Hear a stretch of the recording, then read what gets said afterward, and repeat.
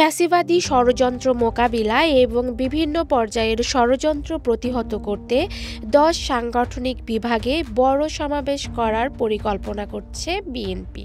এমনকি দ্রুত সময়ের মধ্যে নির্বাচনী রোডম্যাপের দাবিতে মাঠে নামার সিদ্ধান্ত নিয়েছে তারা। বিভাগীয় সাংগঠনিক সম্পাদকের সঙ্গে আলোচনা করে সমাবেশের দিনক্ষণ চূড়ান্ত হবে। এছাড়া মহান বিজয় দিবসকে ঘিরেও বড় শোডাউনের পরিকল্পনা রয়েছে বিএনপির। তাই আগামী ১৬ ডিসেম্বর ঢাকায় আরেকটি বড় র্যালিও করবে দলটি। সোমবার রাতে দলটির স্থায়ী কমিটির বৈঠকে এ বিষয়ে আলোচনা করা হয়।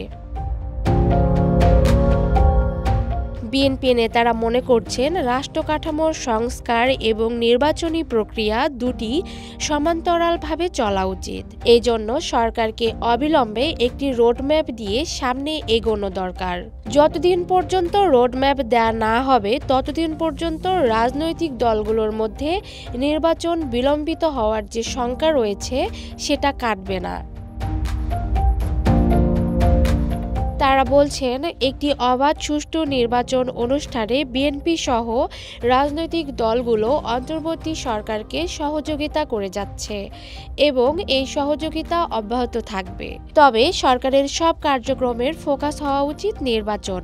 ক্ষমতাচ্যুত আওয়ামী ফ্যাসিবাদী সরকারের নানা ষড়যন্ত্র মোকাবিলায় নির্বাচনের কোনো বিকল্প নেই। তাই নির্বাচন নিয়ে জনমনে বিভিন্ন সময়ে যে শঙ্কা তৈরি হচ্ছে সেটা কাটাতে এই সরকারকে দ্রুত রোডম্যাপ দিয়ে নির্বাচনী প্রক্রিয়ার মধ্যে ঢোকা দরকার। বৈঠকে দলের কেউ কেউ বিএনপি জামায়াতের সম্পর্ক নিয়ে অভিমত ব্যক্ত করেন। তারা বলেন, জামায়াতের সঙ্গে বিএনপির বরাবরই তো কোনো দ্বন্দ্ব ছিল না। ফ্যাসিবাদী আওয়ামী সরকারের পতনে তারা একই সঙ্গে আন্দোলন করেছে। কিন্তু ৫ই আগস্ট গণ অভ্যুত্থানের পর দল দুটির মধ্যে মতবিরোধ তৈরি হয়েছে বলে মনে করছেন অনেকে। এক্ষেত্রে জামায়াত বিএনপিকে প্রতিদ্বন্দ্বী ভাবছে কিনা সে প্রশ্নও সামনে আসছে। এমন প্রেক্ষাপটে জামায়াতের সঙ্গে যাতে কোনো দূরত্ব তৈরি না হয় সেদিকে খেয়াল রাখা উচিত বলে বৈঠকে অভিমত দেন বিএনপির কয়েকজন নেতা।